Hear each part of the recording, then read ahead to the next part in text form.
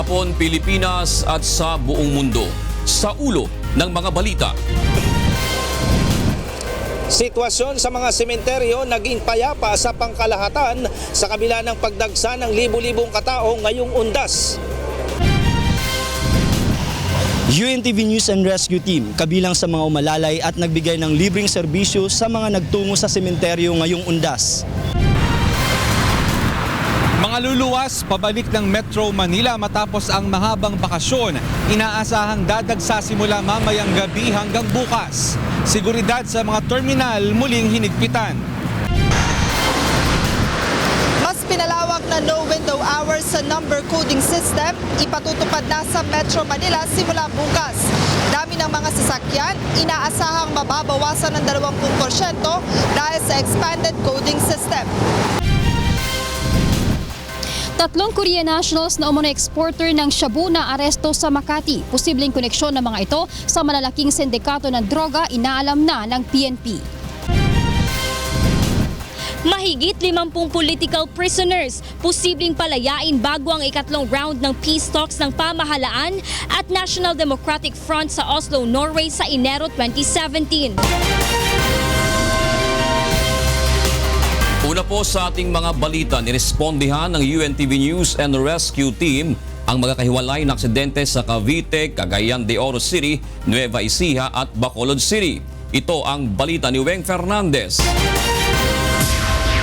Sugatan ang isang motorcycle driver matapos mawala ng control sa manibela sa kahabaan ng Emilio Aguinaldo Highway sa Imus, Cavite, pasado 2:00 kaninang madaling araw. Ang biktima na si Elizardo Libre Jr. ay nagtamo ng mga sugat na agad nilapatan ng pangunang lunas ng UNTV News and Rescue. Nawalan umano siya ng balanse dahil biglang huminto ang sinundan niyang jeep.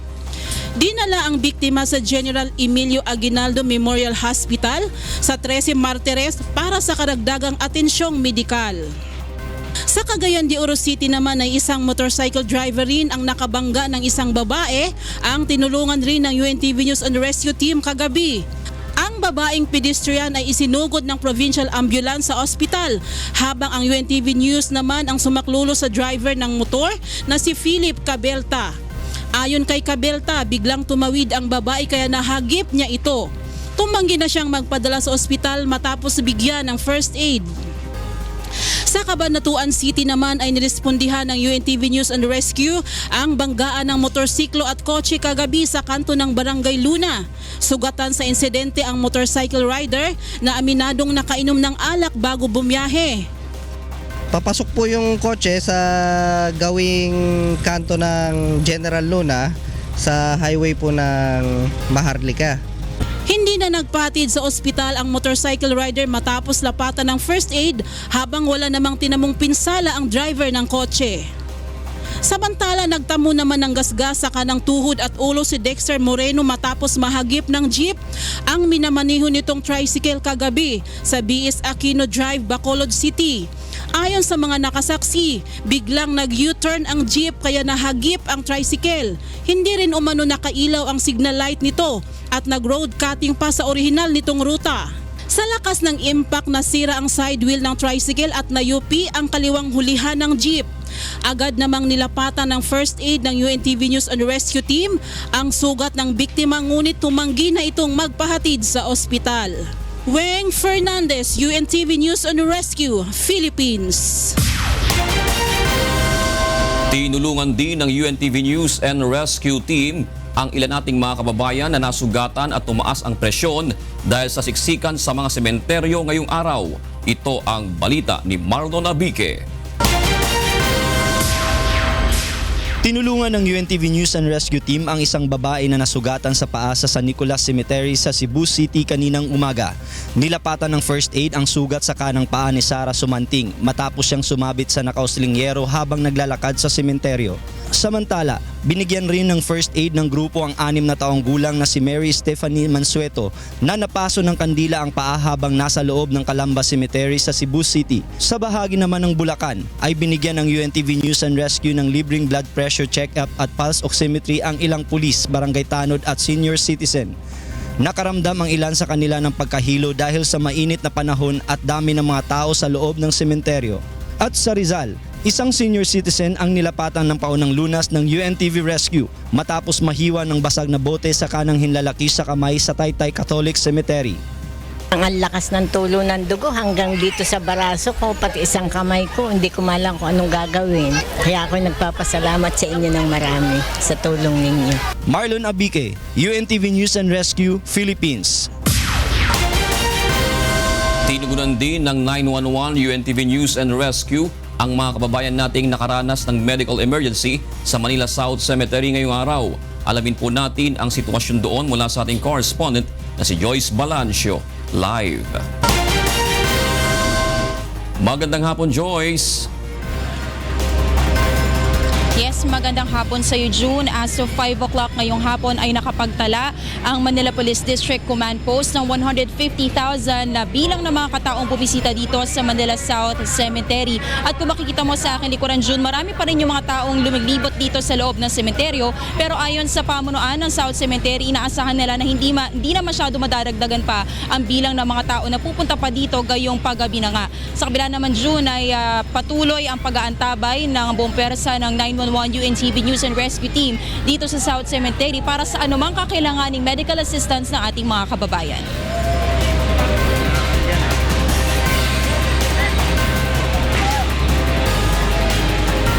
Para magpatingin ng kanilang blood pressure dahil sa init ng panahon dito sa loob ng Manila South Cemetery. Mahigit kumulang 30 na karamihang mga matatanda ang lumapit sa 911 News and Rescue Team para magpatingin ng kanilang blood pressure dahil sa init ng panahon dito sa loob ng Manila South Cemetery. Habang isang kaso naman na nakatapak ng bubog ang nilapatan nila ng first aid kanina. Sumampa po ako dun sa hollow blocks, then pagkatapa ko po dun sa ground sa mga damo, kala ko wala pong kala ko po damo lang yung pala may bubog po.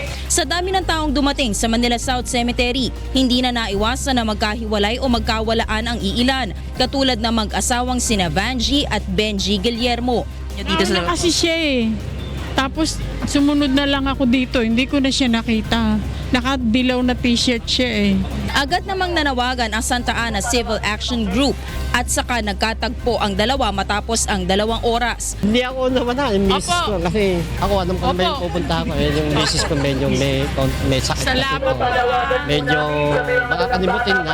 Sa patuloy na panawagan ng Santa Ana Civil Action Group, isang 5 taong gulang at 2 taong gulang naman na nawawalang mga bata ang natulungan nila maibalik sa kanilang mga pamilya. Sa higpit na ipinapatupad na seguridad sa loob ng sementeryo, humigit kumulang 30 lang ang nakumpiska sa loob ng sementeryo buong araw. Kabilang na dito ang 2 pellet gun mula sa isang 12 taong gulang na bata. Sa tulong ng media na pagsabihan natin yung mga tao. So far, wala na akong na-inspect ditong pintura na matutulis na bagay, wala na. Samantala, June, 5 bata naman ang kasulukuyang nawawala dito sa loob ng Manila South Cemetery at pinapanawagan natin ito sa kanilang mga pamilya. Sila ay sina Kimberly Panty, 12 years old na naka-peach na damit at jogger pants, si Crystal Joy Checa na 13 years old na naka-white t-shirt at ang magpinsan na sila Chloe Ana at Maria Angelica Caneo. Habang hinahanap naman ng 9 taong gulang na si Jobel Arnoco ang kanyang mga magulang at kasulukuyang siya naghihintay ngayon sa Santa Ana Civil Action Group booth.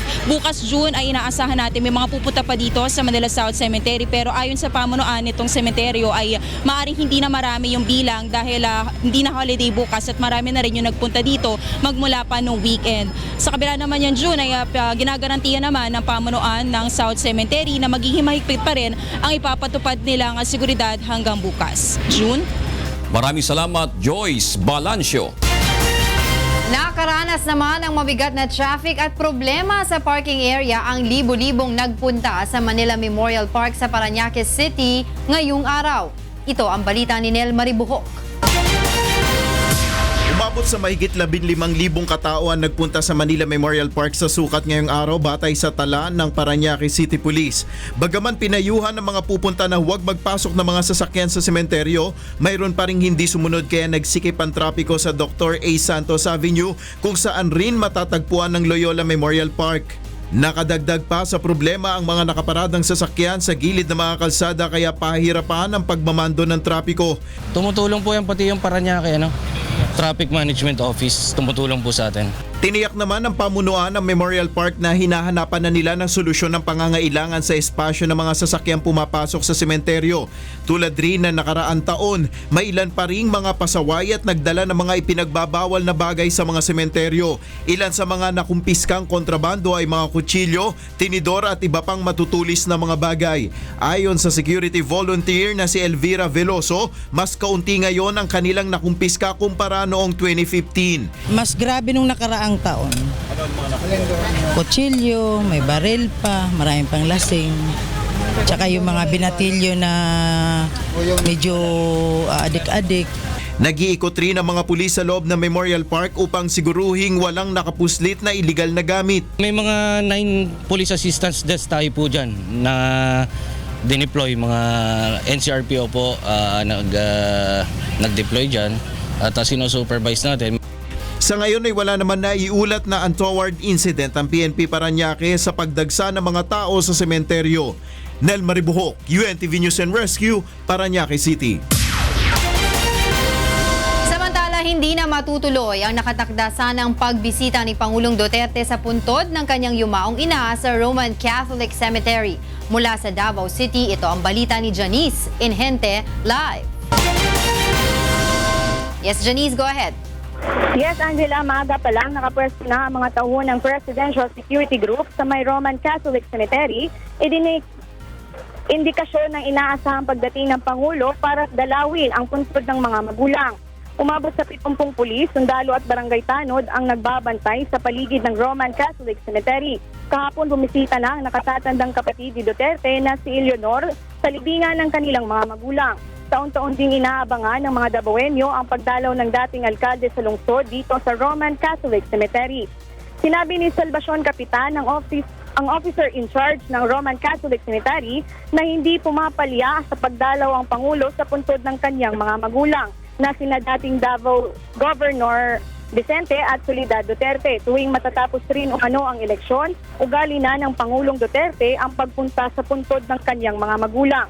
Kasabay nga ng pagdalaw ng Pangulo taon-taon, hindi rin ito kinakalimutang kamustahin ang mga residente sa nasabing sementeryo at binibigyan ang mga ito ng donasyong bigas at pera. Subalit bago pumatak yung alas 6 ng gabi ay inanunsyo ng mga tauhan ng Presidential Communication Office na hindi na matutuloy ang pagbisita ng Pangulo sa ngayon. Ang tanging sinasabing dahilan lamang ay ang sama ng panahon. Kanina alas 4 ng hapon, bumuhos ang malakas ng ulan dito sa Bagamat Tumila, nananatiling masama pa rin ang panahon. Sa ngayon, wala pang abiso ang Malacanang kung kailan itutuloy ang kanyang pagbisita. Yan muna ang update live mula dito sa Davao City. Balik sa iyo, Angela. Maraming salamat sa iyo, Janice Inhente, live na nag-ulat mula sa Davao City. Sinamantala naman ng ilan nating mga kababayan ang pagdagsa ng tao sa sementeryo upang magkaroon ng pagkakakitaan. Ito ang balita ni Aga Kaakbay. Likas sa mga Pilipino ang pagiging maabilidad sa buhay. Kaya naman maging ang araw ng undas ay hindi sinasayang upang maghanap buhay. Bukod sa pangkaraniwang nang nakikita sa sementeryo ng mga bilihan ng pagkain, tubig, bulaklak at kandila, may ilan namang hindi na nangangailangan ng malaking puhunan upang kumita. Tulad ni Mang Arsenio, 64 na taong gulang, na sa 4 na dekada ng katiwala sa ilang puntod sa Manila Memorial Park, kumikita siya ng 150 pesos kada buwan sa isang kliyente. Kung anong ang utos sa amin ng management, yan ang sinusunod namin. Malinisin ang mga puntod ng mga living sa Manila Memorial, yung mga nagpapamintin sa amin. Si Aling Julieta naman, pag-aalis ng damo ang pinagkakakitaan. Nag-umpisa po kami ng October 1st para po pagdating po ng mga amo namin malinis na ho. May pera sa basura, ang wika nga nila, gaya ni Aling Rizalita na nangungulekta at nagre-recycle ng basura mula sa Manila Memorial Park. Malaking tulong po siya sa katulad sa pagbaha. Nakakabawas po siya sa kalat sa mga kanal. Hindi naman sila pinagbabawalan ng pamunuan ng Manila Memorial Park na maghanap buhay sa loob ng sementeryo. Sila naman ay humingi ng pahintulot at nagsasabit ng mga pangalan nila. Aga Kaakbay, UNTV News and Rescue, Manila. Naging mapayapa sa kabuuan ng sitwasyon sa mga sementeryo ngayong araw sa kabila ng pagdagsa ng mga tao. Mula sa North Cemetery, ito ang balita ni Roderick Mendoza, live. Yes, Roderick. Angela, sa kabila nga ng init ng panahon at pagsisiksikan maghapon dito sa Manila North Cemetery ay patuloy pa rin yung pagdating ng ating mga kababayang nais bumisita dito. At sa katunayan, hanggang kaninang alas 5 ng hapon, tinatayang nasa 350,000 na tao pa ang nasa loob nitong sementeryo. Umabot ng lagpas kalahating milyon ang nagtungo ngayong araw dito sa sementeryo ayon sa pagtaya ng mga otoridad. Ngunit sa kabila ng mahigpit ang seguridad at paulit-ulit na paalala, may mga nakunan pa rin ang kontrabando gaya ng mga kutsilyo, alak at matutulis na mga bagay. Nakita naman natin ngayon na wala nang nag-i-insist na mga kababayan natin na nagpapasok ng kung ano-ano mga matutulis na bagay. 4 ang naitalang hinimatay, kabilang ang isang matanda at 2 bata dahil sa init ng panahon at pagsisiksikan. Agad namang naagapan ang mga ito at naisugod sa ospital. Ngunit bukod dito, walang naitalang ibang insidente ang mga otoridad. Maayos naman yung flow ng ating mga kababayan sa pagpasok at paglabas ng mga sementeryo ay maayos at saka lahat naman ng ating mga security details are all in place. At wala pa tayong nakuhang report na insidente whatsoever na nangyari sa loob o sa labas ng mga sementeryo. May mga nagwawalis din at nag-iipon ng mga basura. Kabilang dito ang mga volunteer ng isang NGO na nag-iipon ng mga plastik na ginagawang kumot at pinamimigay sa mga nasalanta ng kalamidad. So ang kumot na ito ay binibigay namin sa mga indigent family katulad ng mga nasalanta ng baha, nasunugan. Kami po ay namigay sa Tacloban nung nangyari yung Yolanda.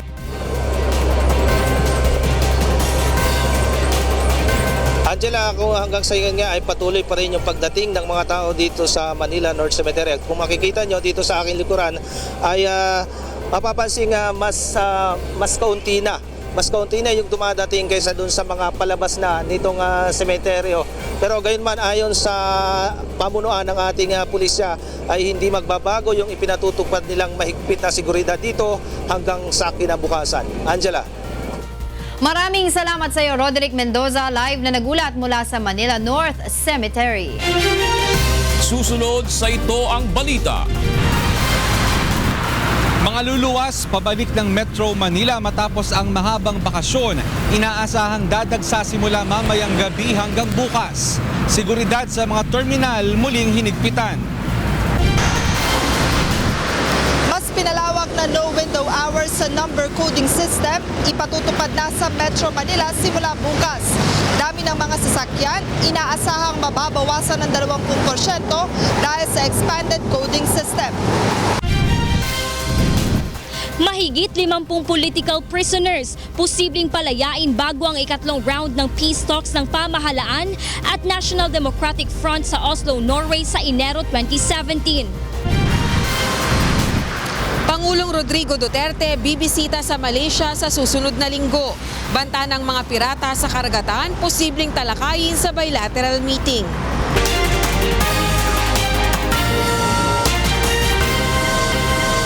Ngayong gabi na inaasahang dadagsa sa mga terminal ang mga pasaherong paluwas na ng Metro Manila matapos magbakasyon sa mga lalawigan dahil sa long holiday. Ito ang balita ni Mon Hokson. Hindi na deklaradong holiday ang 2 ng Nobyembre kaya inaasahan ang pagdagsa ng mga babalik sa Metro Manila ngayong gabi upang humabol sa pasok sa trabaho bukas. Ang pagluwas mula sa lalawigan ng ating mga kababayan ang pinaghahandaan naman ngayon ng mga pamunuan ng terminal matapos ang long weekend. Sa airport, mas maraming taxi na ang nakaabang sa mga pasahero. Ayon sa MIA, tiniyak nilang may opsyon ang mga mananakay kung nais silang sumakay sa regular o yellow taxi at pwede rin silang kumuha ng Uber at Grab services. Maayos naman at na yung mga nilatag namin, yan ay sa utos ni Secretary Tugade na kailangan maayos lahat ng ating paliparan dito sa MIA. Yan po yung natugunan ng ating mga kasamahan, pati yung mga interagencies na kasama natin. Ginawa naman po lahat. At so far, we're normal in terms of handling of passengers. Sa mga bus terminal, kinausap naman ng Land Transportation Franchising and Regulatory Board ang mga bus company upang masigurong sapat ang bilang ng mga bus na maghahatid sa mga pasahero sa provincial terminals. Itong 1,780 units na in-apply sa amin is just an additional to the provincial operation na meron na tayong existing. For the backup plan lang ng LTFRB. Nakahanda na rin ang North at South Luzon Expressway. Lahat ng toll booth ay bubuksan upang ma-accommodate ang volume ng mga motorista. Naghahanda na rin ang MMDA upang masiguro na magiging maayos ang daloy ng trapiko bukas. Mahigit 2,000 mga traffic personnel ang ikakalat ng MMDA sa buong Metro Manila simula mamayang gabi hanggang bukas upang magmando sa trapiko. Nakahanda na rin ang kanilang towing at clearing group operation. Tututukan ng MMDA ang traffic choke points sa Araneta Center, Cubao, EDSA Cubao, EDSA Taft, Sampaloc, Manila, Mindanao Avenue, EDSA Balintawak, NLEX at Pasay SLEX. Mon Hocson, UNTV News and Rescue, Quezon City. Naka-alerto na rin ang Philippine Coast Guard para sa inaasahang pagdagsa sa pantalan ng mga pasaherong pabalik na mula sa bakasyon sa probinsya. Ito ang balita ni Aiko Miguel. Libu-libong pasahero ang inaasahang babalik sa Maynila matapos ang undas. Ayon sa Philippine Coast Guard, simula alas 5 ng hapon kanina hanggang bukas ng madaling araw, inaasahan ang pagdating ng mga bumiyahe mula sa Central, Eastern at Western Visayas. In-expect lang natin na dumagsa yung mga pasahero mamayang mga alas 5 dito sa Batangas Port. Magpapatuloy yung ating heightened alert hanggang makabalik sila hanggang Wednesday. At meron tayong skeletal force na mananatili sa mga ports. Iniulat rin ng PCG na sa kabuuan ng long weekend, wala naman silang nahuling kolorum na mga barko. Katuwang ng PCG sa pagbabantay seguridad sa mga pantalan gaya ng Manila North Harbor ang Philippine Army. Generally peaceful po talaga sa pangkalahatan naman talaga. Maayos naman yung sitwasyon. Mula October 25 hanggang kaninang umaga ay wala ring anumang ulat ng untoward incident o nakawan sa pantalan sa kabila ng bulto ng mga pasaherong dumagsa ngayong undas. Muling nagpaalala ang Philippine Coast Guard sa publiko na galing sa mga probinsya na wag nang magdala pa ng mga ipinagbabawal na gamit at ng sobra-sobrang bagahe upang wag nang maharang pa at maantala ang kanilang pagbiyahe. Aiko Miguel, UNTV News and Rescue, Philippine Coast Guard. Ipatutupad na simula bukas ng Interagency Council for Traffic o I-ACT ang expanded no window hours policy na inaasahang makakabawa sa volume ng mga sasakyang bumabiyahe sa mga pangunahing lansangan sa Metro Manila. Ito ang balita ni Joan Nano. Epektibo na bukas ang mas malawak na suspensyon ng window hours policy sa number coding scheme. Sa ilalim ng regulasyon, ipagbabawal na sa mas maraming lugar ang pagbiyahe ng mga sasakyan na nakapaloob sa number coding bawat araw. Mas pahahabain na rin ang oras ng implementasyon ng coding system na magsisimula ng alas 7 ng umaga hanggang alas 8 ng gabi. Sa inisyal na pagtaya ng Interagency Council for Traffic o I-ACT, halos 20% ang mababawas sa volume ng mga sasakyan sa Metro Manila kapag naipatupad na ang nasabing polisiya. Tatagal ang implementasyon ng no window hours hanggang sa January 31 sa susunod na taon. So ito po lahat ginagawa natin para talaga makontrol ho natin yung traffic for the holidays. Samantala, pinag-aaralan na rin ngayon ng I-ACT ang pagpapataw ng mas mabigat na parusa sa mga motoristang iligal na magpaparada sa mga kalsada. Yung gumagawa niyan, alam naman niya na bawal yun eh. And yet he does it, she does it. Alam niyo ba that one illegally parked vehicle in any lane takes out the whole lane immediately? Kakatulungin ng Traffic Enforcement Group ang mga opisyal ng bawat barangay sa pagmamonitor ng illegal parking upang madisiplina ang mga motorista. Joan Nano, UNTV News and Rescue, Quezon City. Sa January 2017 na isasagawa ang ikatlong round ng peace talks ng pamahalaan at National Democratic Front. Ngunit bago ito, posibleng mapalaya na ang mahigit sa 50 political prisoners dahil sa humanitarian considerations. Ito ang balita ni Gladys Toabi. Mabilis ang pag-usad ng negosasyon ng pamahalaan at makakaliwang grupo tungo sa pagkamit ng pangmatagalang kapayapaan sa bansa. Sa buwan ng Enero sa susunod na taon, nasa ikatlong round na ang peace talks ng pamahalaan at National Democratic Front na muling isasagawa sa Oslo, Norway. Positibo ang pananaw ng Government Peace Panel na magtutuloy-tuloy ang negosasyon dahil wala namang hinihinging suspensyon sa mga pag-uusap ang magkabilang panig. Ang usapan namin between 9 to 12 months. So siguro, kung suswertein tayo, baka end of July next year. The difference now is because in the second round of talks, we agreed on a framework already on the 3 main issues, agenda items. So timeline, ASAP, as soon as possible. Pero realities will have to be taken into account. Inihayag rin ng pamahalaan na patuloy ng pinag-aaralan ang panukalang palayain na ang political prisoners at maaaring sa susunod na linggo, mahigit 50 sa mga ito ang pakakawalan na dahil sa humanitarian consideration. Kung tapa sila dun sa mga requirements, maaaring mapapalaya yung kanilang listahan ng mga political detainees or prisoners na on humanitarian grounds, kagaya nung matatanda na, mga sakiting babae, gano'n. Okay. Ang premise, Ana, is that they're needed in the negotiations table. Dili pwedeng i-release mo tanan ng mga prisons sa. Usually mo God, you address their sector, totally tanan sila at the end game. But there are also some that they are asking to be released on humanitarian grounds. Sa kabuuan, higit 400 ang political prisoners na hinihiling ng leftist group na palayain ng Duterte administration. Kabilang din dito ang ilan pang detainee na hinihiling makasama sa peace negotiations. Gladys Tuwabi, UNTV News and Rescue, Cebu.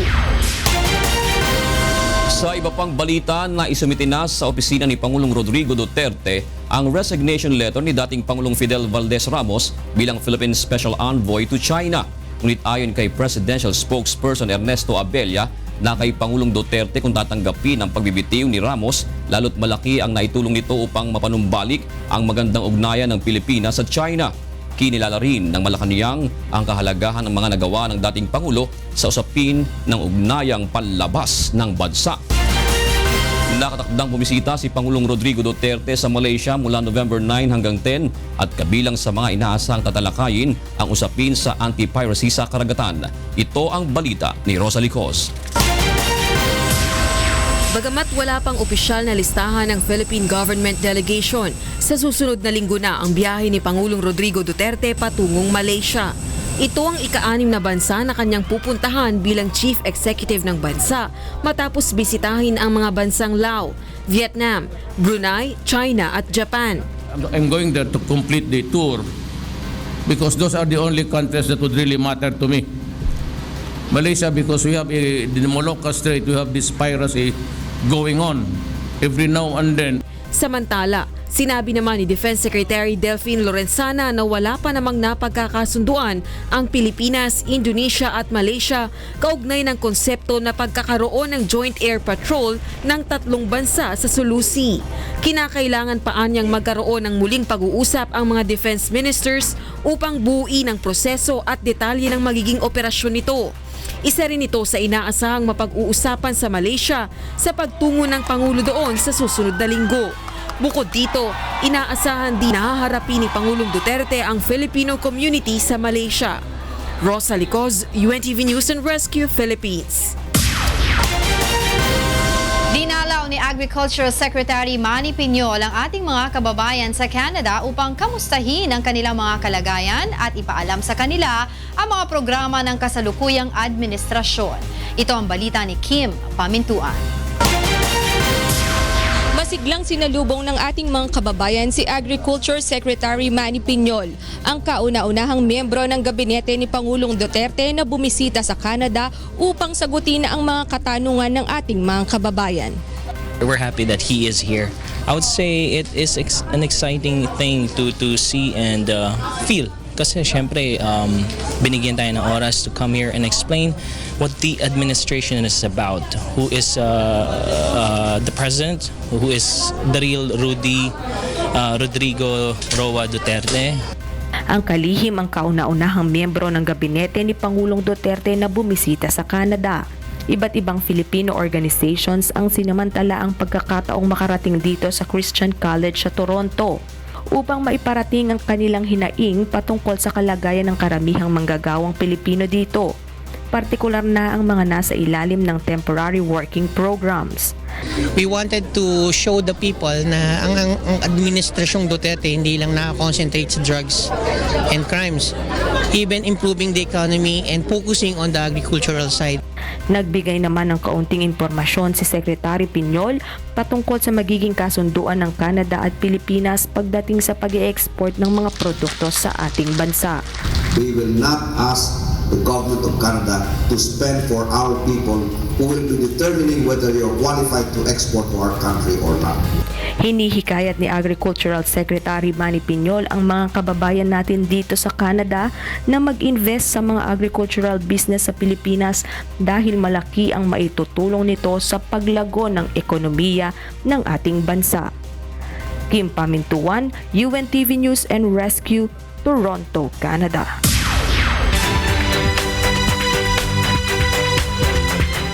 At karengke katamong balitang Provdi. Agaw pansin ladeng ni Chuking Meto nga barangay King Tabuk Kalinga uli na ningaliwang Korte Dareni.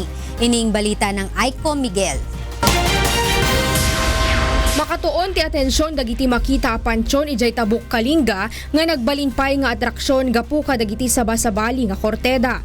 Adda korte iti luglugan kasla kotse, eroplano ken barko, pati korte ti animal kasla kabalyo ken pato, ken addapay korte iti sapatos ken baterya.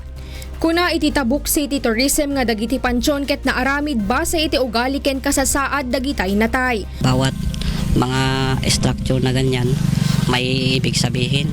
Halimbawa itong sapatos, nung ina kasi na yan gustong ipagbili ng mga ng mga anak ng sapatos pero hindi niya kaya maabot. Kaya nung namatay, yun sapatos na lang yung yung ibinigay ay inilagay na na structure.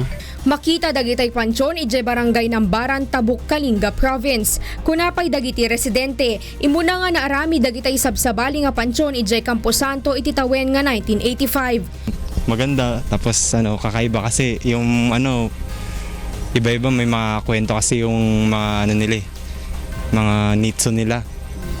Tsaka merong ibon, merong mga bawat nitso nila merong may kwento, yun.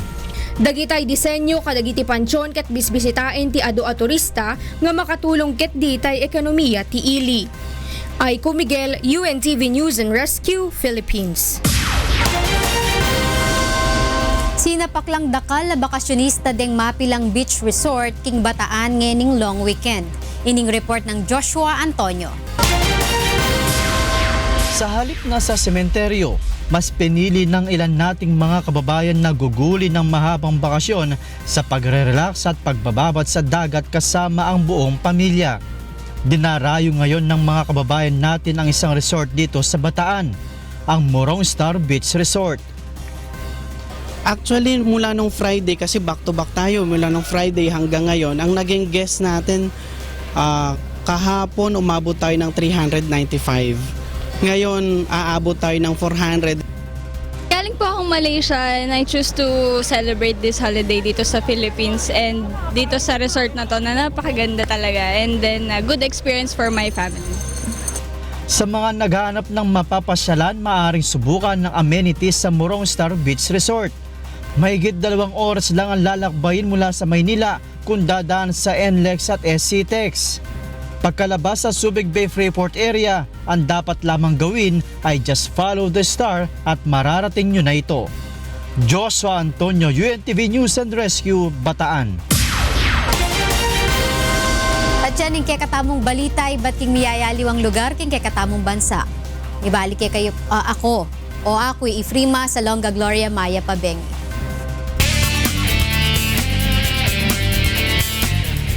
Naaresto sa operasyon ng Quezon City Police ang 3 Korean national at 3 Pilipino na umano'y exporter ng iligal na droga. Inaalam na ng mga otoridad kung konektado ang mga ito sa mas malaking sindikato ng droga sa bansa. Ito ang balita ni Grace Casin. Nasa kustodiya na ng Quezon City Police District ang 3 Korean nationals na nahuli sa isinagawang search operation sa isang condominium unit sa Makati kaninang madaling araw. Ang mga ito ay sina Bang Kong Lin, Isaac Ko at Jin Tik Lee kasama ang 3 pang Pilipino.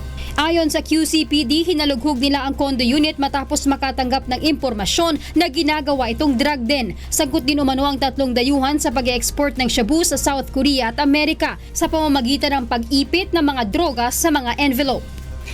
Yung expandable envelope, islasin nila, lalagyan nilang about 4 grams each. 4 grams ito. Ang may pasok nila dito is about 16 grams sa isang expandable folder. Expandable envelope. So that's how they do it. And then, ibalik lang nila. Close nila, lagyan nila ng mga documents. And then they send it outside the market. Sa inisyal na report ng PNP, tinatayang 1 taon nang nag-ooperate ang nasabing grupo sa bansa. Inaalam pa ng mga otoridad sa ngayon kung sino at kung saan kumukuha ang mga sospek ng supply ng kanilang droga. We are not discounting the fact na meron pang kasama tong mga to, and that will come out during the tactical interrogation na gagawin natin sa kanila. Samantala, ilan pa sa mga nakumpiska sa mga sospek ay 2 container at ilang sachet ng suspected shabu, homemade caliber 22 at 4 na bala, 4 na samurai, 2 laptop at 10 cellphone. Hindi rin inaalis ng mga pulis ang posibilidad na kasabwat na mga sospek ang private courier na nagdadala ng envelope na may lamang droga papunta sa ibang bansa. Grace Casin, UNTV News and Rescue, Camp Karingal.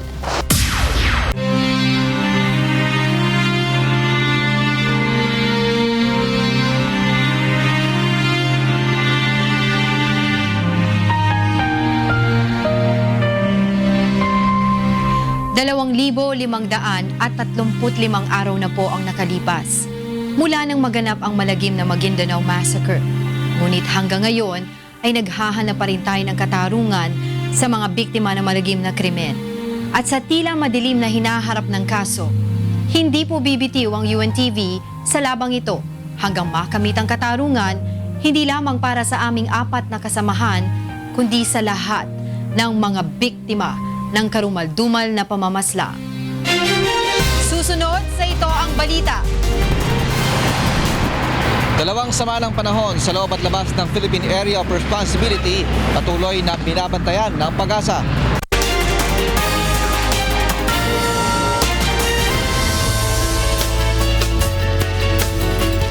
Dalawang low pressure area ang binabantay ngayon ng Pag-asa. Alamin po natin ang latest sa lagay ng panahon mula kay Ray Pelayo na nasa UNTV Weather Center. Ray, malaki ba ang possibility na maging bagyo itong namumuong sama ng panahon na ito? Magandang gabi, Jun, at sa ating mga kasambahay. Yung LPA nasa loob ng PAR ay maliit ang tsansa na ito ay maging isang bagyo ayon sa Pag-asa. Pero yung nasa labas na isa pang binabantayan din ng Pag-asa ay mas malaki naman ang tsansa na maging bagyo at within 24 to 48 hours ay posible na itong pumasok sa Philippine Area of Responsibility at papangalanan itong Marce kung sakali mang ito ay maging isang bagyo. Pero yung track na wala pang binibigay na track o yung direksyon ng Pag-asa kung ito ba ay tatama sa ating bansa. Basta patuloy ang kanilang monitoring ngayon at magantabay tayo sa susunod na update ng Pag-asa, June. Okay, ibigay mo na ang magiging lagay ng panahon sa Magdamag. Narito po ang magilagay ng panahon sa mga susunod na oras. Yung pinakadistansya nitong low pressure area na nasa loob ng Philippine Air Responsibility na nasa 512 km sa may silangan po yan ng Hinatuan, Surigao del Sur. At ito po ay nakapaloob o embedded sa Intertropical Convergence Zone, nakaka-apekto sa Mindanao, Visayas at sa may Southern Luzon. Ang gale warning naman po ng Pag-asa nakataas sa seaboards ng Northern Luzon. Delikado na pumulaot yung mga sakyang pangisda at maliit na sakyang pandagat dahil po sa taas ng mga pag-alon. Sa forecast naman po ng Pag-asa, yung area po ng Bicol at Mimaropa kasama na po ang Calabar Zone ay makakaranas po dyan ng mahina hanggang sa katamtamang mga pagulan. May mga light rains din po sa Cagayan at Ilocos Norte. Ang Metro Manila naman nalabing bahagi po ng Luzon ay makakaranas po ng isolated rain showers and thunderstorms. Sa Science Garden sa Quezon City, maaari pong umabot sa 33 degrees Celsius ang maximum temperature bukas. Sa Tuigaraw po 32, 15 to 24 sa Baguio at sa Puerto Princesa City sa Palawan hanggang 31 degrees Celsius. Buong Visayas ay makulimlim at makakaranas po ng light to moderate rain. Samantalang sa Iloilo City, maaari pong umabot sa 31 degrees Celsius ang maximum temperature, gayon din sa Metro Cebu, pero sa Tacloban hanggang 30 degrees Celsius. Sa Mindanao, makulimlim din at meron ding mahina hanggang sa katamtamang pagulan na maranasan po sa lugar na yan. Sa Cagayan de Oro City, maaari pong umabot sa 31 degrees Celsius ang maximum temperature, gayon din sa Zamboanga City, pero sa Metro Davao hanggang 33 degrees Celsius. Samantala, ang atin pong sunrise, 5:51 a.m. atin naman pong sunset, 5:27 p.m. Yan ang ating ulat panahon. Umulan man po't umaraw, huwag nating kalilimutang pasalamatan ang Diyos na lumatang. Balik sa inyo dyan, studio. Maraming salamat, Ray Pelayo.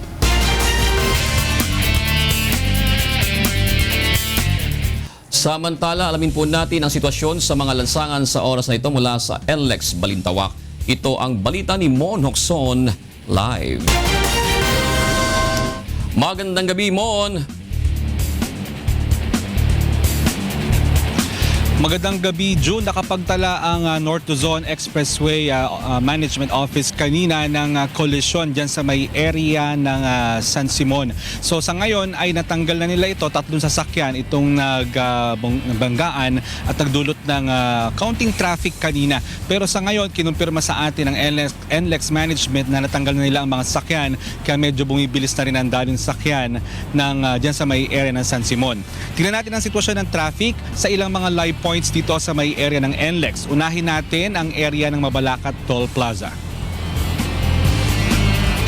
Sa ngayon, June, yung Mabalacat Toll Plaza ay maluwag naman at walang magiging problema dahil dyan sa mga sakyan na nanggagaling po ng probinsya. Sa ngayon ay hindi pa naman ganoon karami kaya medyo maluwag pa ang area ng Mabalacat Toll Plaza.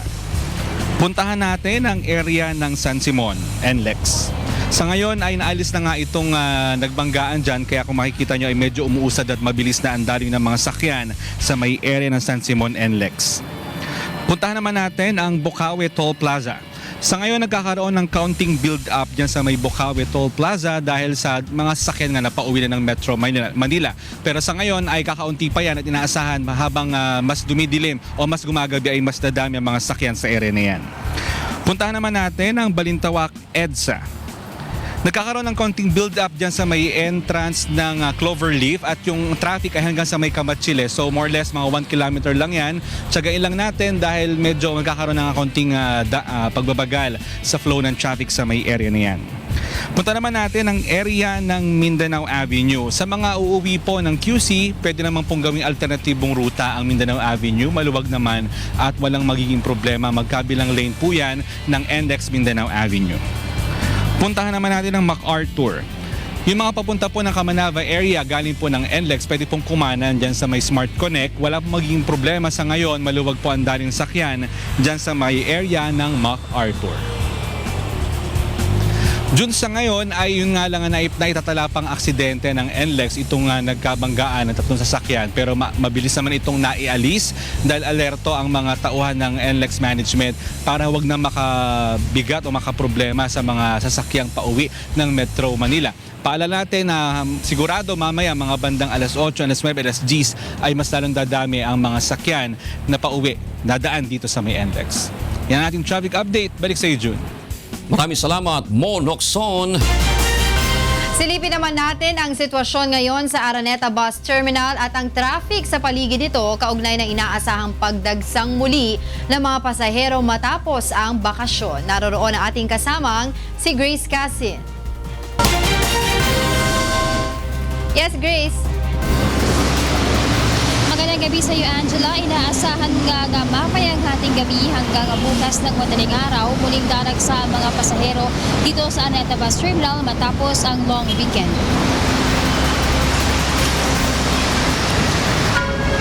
Ngayong maghapon, kakaunti pa lamang ang bilang ng mga pasahero sa Araneta Bus Terminal. May pailad-ila naman na maaga dumating galing sa probinsya para hindi na raw sila makipagsabayan pa sa bulto ng mga pasahero mamayang gabi.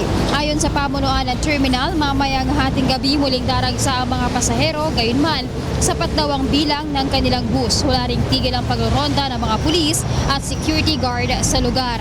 Samantala, silipin naman natin ang sitwasyon ng daloy ng trapiko sa mga oras na ito. Unahin na po natin ang southbound lane kung kayo po ay magagaling sa Rojas Boulevard dahil ngayon po ay holiday. Maluwag po ang kahabaan ng EDSA mula po sa Rojas Boulevard. Dire-diretso hanggang makarating kayo dito sa aming lugar sa Cubao, Aurora ay wala po kayong mararanasang mabagal na usad na mga sasakyan. Light traffic po ang ating nararanasan. Magkakaroon lamang po ng konting build-up pagdating sa area ng Monte de Piedad hanggang sa area ng Timog. Subalit mula sa Nahiya Road hanggang makarating po kayo sa Balintawak ay maluwag po ang daloy ng trapiko. Ang northbound lane naman po mula Balintawak hanggang Rojas Boulevard ay maluwag ang daloy ng trapiko. Samantala, silipin naman natin ang sitwasyon sa may area ng EDSA Guadalupe. Ay nakikita nyo po sa left lane, yan po ay mula Guadalupe going to Shaw Boulevard. Light traffic pa rin po sa mga oras na ito. Ang right lane naman po from Orense going to Ayala ay light traffic din po sa mga oras na ito. Ang area naman po na Baclaran Rojas Boulevard, ang right lane po from Baclaran going to Coastal Road ay light traffic. Samantalang ang left lane, ang Baclaran going to Manila, medyo nagkakaroon na po ng build-up sa mga oras na ito. Yan po muna ang sitwasyon ng daloy ng trapiko sa mga oras na ito sa lahat po ng ating mga kababayan sa mga motorista na babiyahe ngayong gabi. Doble ingat po at sundin po natin ang traffic rules and regulations. Angela? Maraming salamat sa iyo, Grace Casin, live na nag-ulat mula sa EDSA Cubao.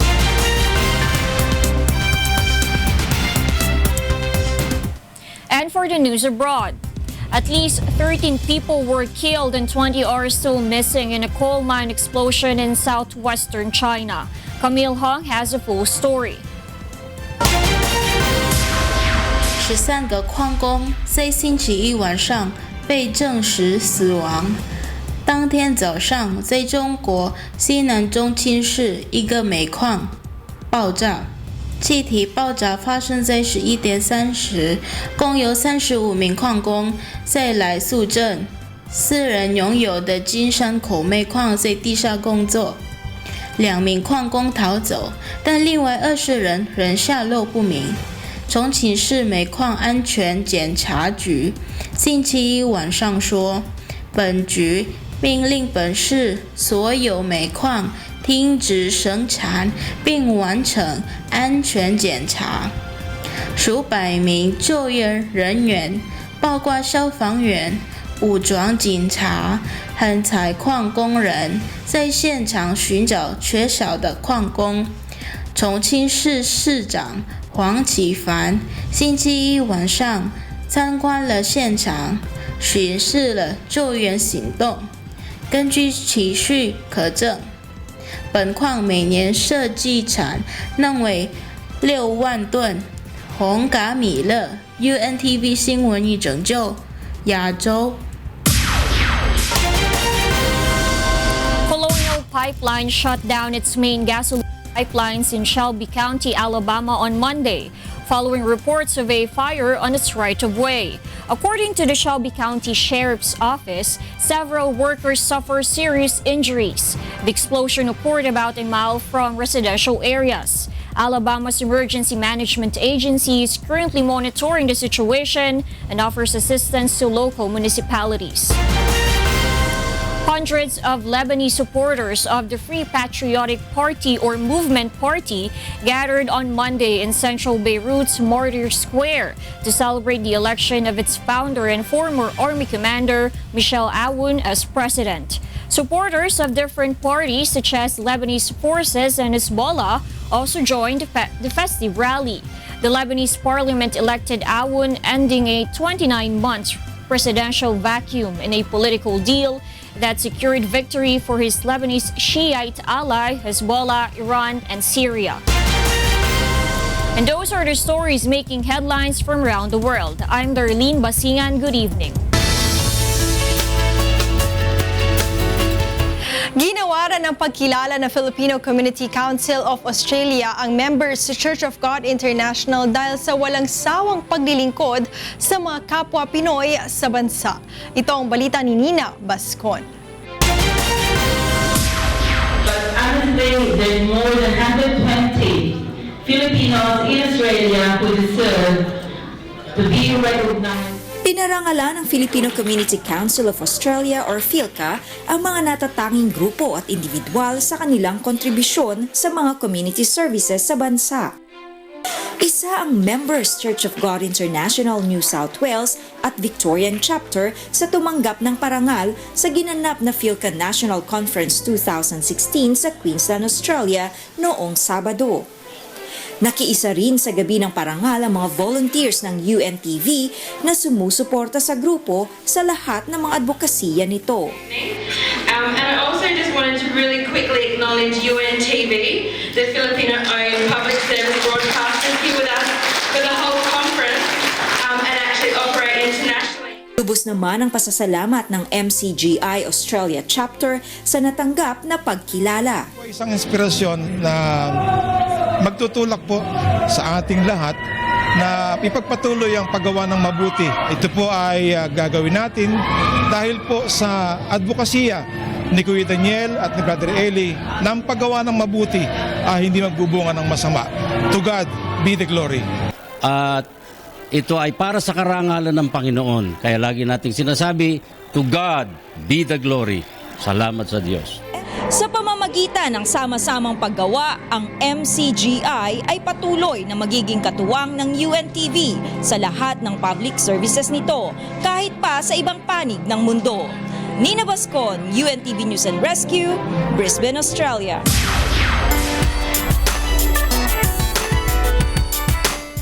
Napahanga ang veterano aktor na si Ray PJ Abellana sa estilo ng direktor at manunulat ng pelikulang Isang Araw Ikatlong Yugto dahil sa malalim na palitan nila ng mga linya ni Kuya Daniel Razon. Ito ang balita ni Brian Evangelista.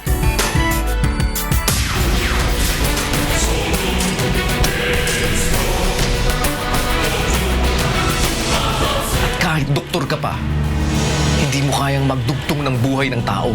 Marami na akong natulungan. Marami na akong dinugtungang buhay na sumisingap. Ikaw, anong nagawa mo? Gumawa ka naman ng mabuti ng hindi pakitang tao. Kahit isang araw lang. Ito ang kauna-unahang sagutan ni Kuya Daniel Razon at ng veteranong aktor at heartthrob ng 1980s na si Ray PJ Abellana na gumanap bilang congressman sa Isang Araw Lang the Movie Part 1. Dahil yung mga gawang linya ni Kuya Daniel, magaganda po. Bilang sa artista, in a way mahirap pero inspired kaming gawin yung mga eksena dahil sa gusto namin yung masyadong meaningful, masyadong malalim, intense. Yung kagandahan ng mga linyang gawa ni Kuya Daniel. Malaking challenge sa manunulat ng pelikula kung papaano magiging makatotohanan upang magustuhan ng manonood tulad ng ginawa ni Kuya Daniel sa part 2 naman ng pelikula na Isang Araw. Hoy, nakakalimutan mo. Kami ang gumagawa ng batas at kaya kong paikutin ang batas. Makalimutin ka. Huwag mong ubusin ang tawa mo, Congressman. Baka bandang uli, hindi mo makuhang umiti. Tandaan mo, ang tagumpay ng masama, sandali lang. Kung alin yung mas realistic, yan yung mga eksenang magugustuhan nyo lalo. Yung mas makatotohanan naming nagagawang eksena, mas yun ang magiging markado sa mga nakakapanood. Naibahagi din niya kung paanong lumalim ang kanilang samahan ni Kuya Daniel dahil sa pelikula. Kami yung mortal enemies na best of friends. Yan ang hindi alam ng marami. Hindi nyo lang po kasi nakikita kung paano kami magharap ni Kuya Daniel sa likod ng kamera. Isang napakabuting tao niyan. Kaya naman, kaabang-abang ang mga linyang mapakikinggan sa isang araw ikatlong yugto na tiyak tatatak sa puso't isipan ng mga manonood. Kung paano mataas ang langit kaysa sa lupa. Ganun ang isip ng Diyos kaysa sa atin. Alam niya ang punot dulo ng lahat. Kaya mas mahalaga ang hatol niya.